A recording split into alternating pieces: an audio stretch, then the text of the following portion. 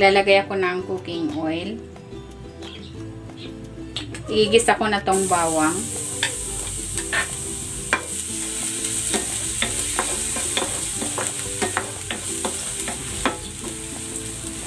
Lalagay ko na rin tong sibuyas.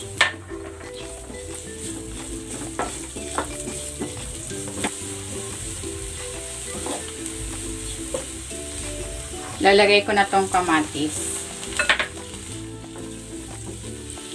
While waiting, kung hindi ka pa nakapag-subscribe sa aking channel, please subscribe at i-click mo na rin ang notification bell para lagi kang updated sa aking latest recipes. Lalagay ko na dito itong sardinas. Ito ay nabili ko ng 26 pesos isang lata.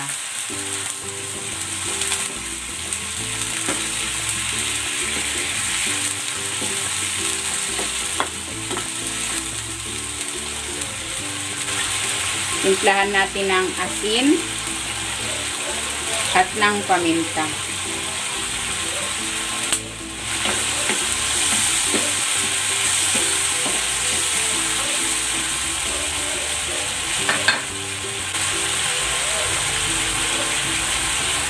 Ilalagay ko na itong talbos. Ito ay 2 tali. Nabili ko ito ng 20 pesos. 10 peso isang tali. Takpan natin.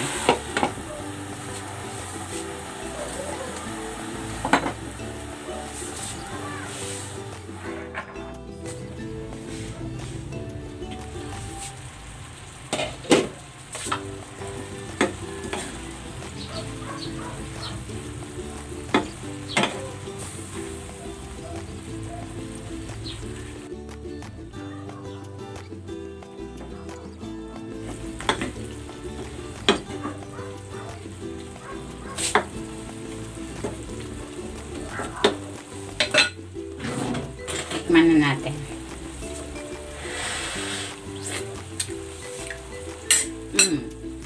Medyo matabang pa. Maglalagay ako ng konting patis. Pero nasa sa inyo kung anong gusto nyo ilagay na pampalasa.